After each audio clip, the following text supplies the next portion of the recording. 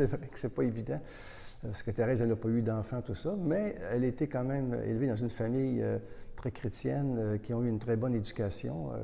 Louis-Zélie Martin, les saints Louis-Zélie Martin, vraiment, se sont bien occupés de leur fille. Et puis, Thérèse, ben, elle est entourée d'amour. Hein. Bien sûr, quand sa mère meurt à 4 ans, pour elle, c'est un choc. Après ça, il y a ses sœurs qui rentrent au Carmel, mais la base était là. La base était là. Et il ne faut pas oublier aussi que Thérèse, elle était maîtresse des novices, même si elle ne portait pas le titre, assistante maîtresse des novices. Alors là, elle a vraiment pu mettre de l'avant ses principes d'éducatrice qui sont d'éveiller au désir. Pour Thérèse, le désir est très important. Souvent, c'est ce que le Seigneur regarde en nous, notre désir, hein? Soit le désir de la sainteté, le désir de le rencontrer. Et Thérèse, c'est une femme de désir qui va toujours parler du désir de Jésus. D'ailleurs, elle l'a dit, à ma mort, je désirais la même chose sur la terre, aimer Jésus et le faire aimer. Donc, avec ses novices, elle a pu leur partager cette découverte de la petite voix, qui est un éveil au désir et un apprentissage de la liberté. Et ce qui est beau avec Thérèse, il faut vraiment relire ces passages-là, je crois que c'est dans le manuscrit C, quand elle parle comment avec ses novices, elle s'y prend. Elle dit, avec une telle, il faut être très, très doux, l'encourager, lui dire qu'on a les mêmes combats, et puis, bon, bien, on arrive à surmonter certaines de nos limites, bien qu'il faut les accepter. Avec d'autres, elle dit, il faut être un peu plus, sévère, là. Ils ont besoin là, d'une petite tape dans le dos là, pour avancer. Et elle disait justement que chaque âme est très différente et qu'il faut s'y prendre justement chacune d'une manière différente. Bon. Mais aussi elle est... comment dire ça? Elle les invite à la liberté, elle les invite toujours devant le Seigneur à être ouverts, joyeux, et c'est ça qu'elle fait avec ses novices. Je pense que c'est ça qu'il faut retenir en gros. C'est un éveil au désir et un apprentissage de la liberté. Et alors, c'est sûr que je n'ai pas les textes en tête, là, mais dans mon livre, Thérèse, une espérance pour les familles, Parole d'espérance pour les familles, je sors les textes justement où elle est éducatrice avec ses novices, où elle parle de son expérience de maîtresse des novices. Et elle le dit bien avant, des fois les rencontres ou avant de reprendre une novice, je demande toujours à Marie de m'aider. De venir me conseiller aussi, parce que notre grande éducatrice, c'est notre mère, et notre mère, c'est Marie.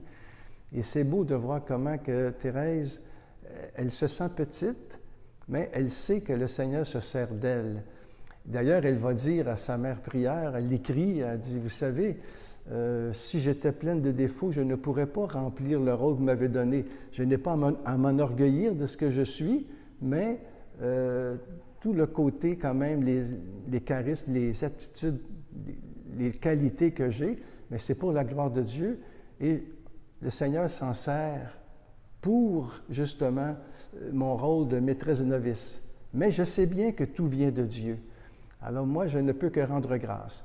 Alors Thérèse va tout simplement avec ses novices, je dirais d'une manière très, très par l'exemple et par la bonté, un peu comme Charles de Foucault, hein, prêcher par l'exemple.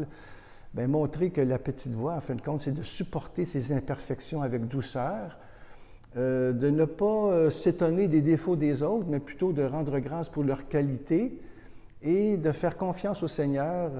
Nous le savons, hein, c'est la phrase centrale, l'exhortation apostolique du pape François, c'est la confiance. Bien, il reprend cette phrase-là de Thérèse, c'est la confiance et rien que la confiance qui doit nous conduire à l'amour. Et le pape, justement, il va dire qu'avec cette phrase-là, déjà, c'était assez pour qu'elle soit docteur de l'Église. Alors, mais si on prend cette phrase-là vraiment au sérieux et si on l'intègre dans notre vie, eh bien, vraiment, on se rend compte que, justement, c'est le Seigneur qui nous éduque. Mais il passe à travers les personnes. Et Thérèse, elle était un beau témoin.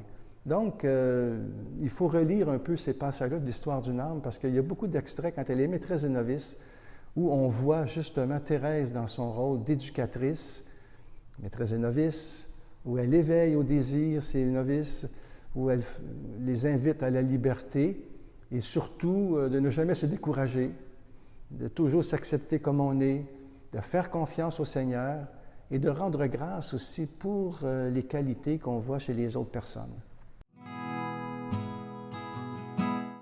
Ben oui, c'est sûr, parce que il n'y a pas personne de parfait. Il n'y a pas de parent parfait. L'unique raison, il n'y a pas d'enfant parfait. Alors, ça ne donne rien de vouloir... la sainteté, d'ailleurs, ce n'est pas tellement la perfection, ce n'est pas une question de performance, hein, c'est accueillir la vie, accueillir ce que nous sommes, accueillir les autres et les aimer. Les aimer. Et Thérèse va le dire à un moment donné, je reviens là-dessus parce que c'est important, supporter avec douceur ses imperfections. C'est SES, là, hein, c'est les nôtres. Avec douceur. Et il dit, voilà la sainteté. Alors, c'est quand même simple. C'est une attitude parmi d'autres, hein, parce que la grande attitude de Thérèse, c'est désirer aimer Jésus. Nous, comme parents, si on désire aimer Jésus, si on fait notre possible, eh bien, c'est sûr qu'on va faire des erreurs, c'est normal, parce qu'on est tous limités, on est tous pécheurs. Mais nos enfants vont quand même sentir qu'on les aime et qu'on les accueille comme ils sont, les enfants. Et bien sûr, à l'adolescence, tout ça, moi j'en ai 4 quand même aussi, là, qui sont plus vieux. Maintenant, j'ai 2 petits-enfants. Et quoi qu'il arrive, on les accueille. Et comme Thérèse dit, on n'a pas, ça c'est important, elle dit, on n'a pas à vouloir que, elle le dit pour les novices, elle dit, il ne faut pas vouloir que les novices ou les enfants suivent la même route que nous. Parce que chaque personne est différente et le Seigneur agit d'une manière différente en chaque personne. On n'a pas à imposer nos vues. Ça ça revient fortement chez Thérèse, où elle aurait pu quand même imposer sa petite voix. Non, c'est ça, c'est ça. Non, elle s'y prend autrement. C'est par l'exemple. Et si on les invite au pardon, par exemple, si nous, on a fait une erreur avec nos enfants, on était un peu trop sévère, puis on dit à l'enfant, écoute, là, j'ai dépassé les bornes, bien, je m'excuse, je te demande pardon. Bien, ça, c'est un enseignement vécu qui va vraiment, que l'enfant va intégrer parce qu'il l'a vu chez ses parents. Dans la famille, ce n'est pas un cours qu'on donne avec nos enfants. On les éveille au désir d'être, au désir de vivre, au désir d'aimer.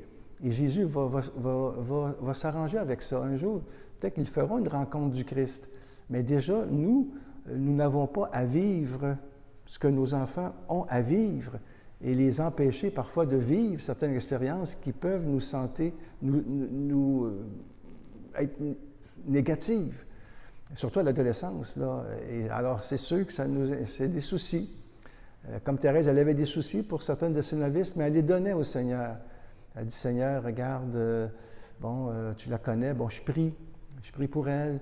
Nous, c'est ce qu'on peut faire avec nos enfants, prier pour eux, ne pas se décourager, faire confiance, s'abandonner et être sûr que le Seigneur entend notre prière.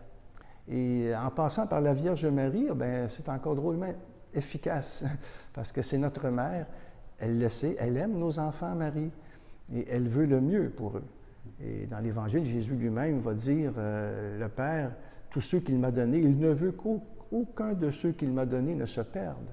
Et Saint Paul va reprendre ça aussi. Il veut que tous soient sauvés, mais nous sommes libres. Et la vie, c'est un combat. Et l'éducation, eh bien, c'est à chaque jour, on reprend, puis nous-mêmes, on est fragiles, on n'est pas parfait. Alors, il faut accepter, il faut s'accueillir soi-même avec douceur. Moi, je trouve que nous ne nous aimons pas assez. Et ça rend gloire au Seigneur, en réalité, de s'accepter, de s'aimer comme on est, puisqu'on est créé à l'image de Dieu. Et nos enfants, on voit des images de Dieu aussi. Et on voit qu'ils nous sont confiés et qu'ils ne nous appartiennent pas. Mais nous pouvons aider le mieux qu'on peut pour qu'ils puissent grandir, hein, dans la foi, l'espérance et l'amour. Mais le reste, ça ne nous regarde pas. Qu'est-ce que vous voulez? On fait notre possible et puis il ne faut jamais se décourager. Hein. Des fois, c'est quelques minutes avant la mort ou bien c'est plus tard. On pense que tel enfant... Bon, regardons simplement l'exemple de Léonie Martin. Qu'est-ce qu'on va faire de toi? J'ai écrit un livre justement sur Léonie qui est très encourageante pour les parents, les familles, parce que Léonie, elle a été tellement blessée, tellement pas vraiment ils ont les mêmes talents que ses sœurs. C'est un peu le vilain petit canard de la famille. Eh bien, c'est elle qui va être vénérable, qui va être béatifiée un jour, là. Sa cause est à Rome, c'est accepté. Bon, mais elle avait tout, en réalité, pour pas que ça fonctionne. Elle était un peu caractérielle, elle avait des complexes, elle était abusée par la bonne. Oh là là, puis elle a fait des essais de vie religieuse, ça ne fonctionnait pas. Puis Thérèse, elle lui avait dit, quand je vais mourir, je vais m'occuper de toi, Léonie. Et après sa mort, bien, elle va entrer, Léonie, à la visitation à Caen, et puis jusqu'en 1941, jusqu'à sa mort. Les parents, Martin, priaient beaucoup pour Léonie, et puis ils voulaient en faire une sainte. Ça revient souvent dans les lettres de Zélie. Mais elle doutait un peu qu'elle soit religieuse. Elle dit, mon Dieu, comment elle peut être religieuse? Mais elle avait ce désir-là, Léonie. Le Seigneur, ce qu'il regarde, c'est notre désir. Et il va justement nous libérer, nous guérir, s'y prendre à sa manière. C'est dans ce sens-là que la famille Martin est un beau témoignage d'une vie d'éducation quand même qui n'a pas été facile, mais qui est un bel exemple parce que c'est une famille qui a beaucoup souffert, hein, qui a perdu 4 enfants. Et à Alençon, bien, c'est sûr ici, moi c'est une grâce d'être ici parce qu'à Alençon, c'est les premiers pas de la famille Martin, de Thérèse. Il y a Lisieux, bien sûr, à l'apogée de la vie de Thérèse, mais ici, on voit dans les rues, on voit dans la maison natale de Thérèse, la maison familiale sur la rue Saint-Blaise. Et alors, c'est les rues, pour moi, je vois souvent Zélie et Louis qui marchent ou bien qui vont à la messe à la basilique. Tout ça pour vous dire que ça fait partie justement du circuit thérésien. Hein? Et vous allez voir avec Léonie, qui va donner un jour, qui va être vénérable, béatifié, mais ça va être comme un triangle dans le fond. Il va y avoir Lisieux, Alençon et Caen. Et ça va être un circuit thérésien, parce que la famille Martin n'a pas encore dit son dernier mot. Et avec Thérèse, bien justement, cette famille-là a une parole d'espérance à nous dire aussi à nous, parents d'aujourd'hui.